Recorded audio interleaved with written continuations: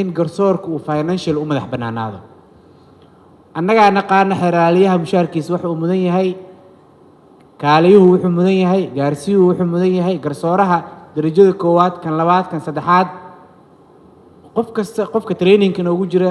wuxuu mudan yahay ninka howlgabka naga noqdo wuxuu mudan yahay wixii waa annagaa naqaana qofka waxa yaqaanaana go'aan ka gaari kara marka waxaan rabnaa in arinta miisaaniyadda la xiriirsan hadduu ilaahay yiraahdo dagaal badanna waa ka galnay waana ku celcelinay waana wadnaa oo guddoonka hadda jooga garsoorka intuu hadda yimid waxaa ahayd garsoorayaasha ayadoo kan maxkamadda sare jooga iyo kan darajada koowaad jooga oo degmada jooga inay isku mushaar yihiin oo isku meel isku wax la siiyo qofkii see u dhiirigelinaynaa darajada koowaad qofka waxaa inuu intuu aar worker noqdo darajada labaad u gudbo uu yiraahdo dalacsiin uu dalbado ka saddexaad uu sii daneeyo meeshii ay noqoto meel qofka iliidka oo Soomaaliyeed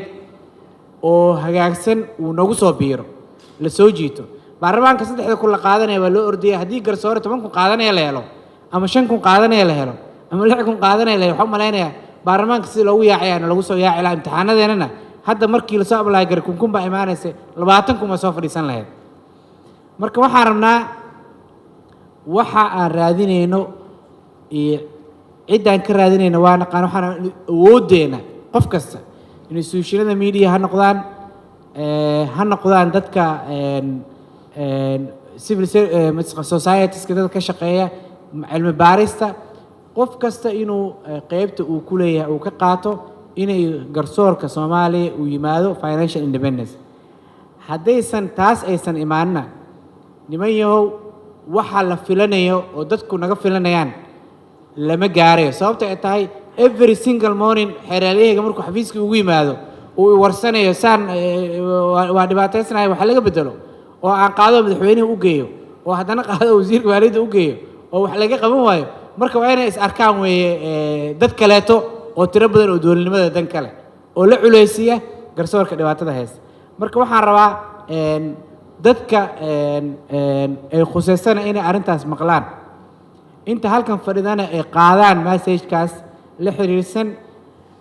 guddoonka iyo madaxda iyo hay'adda garsoorka golaheeda ay garsoorka hala dhisaan sanadka isku celcelinaa hala dhiso ha lagu aamino dad fiican ha loo xulo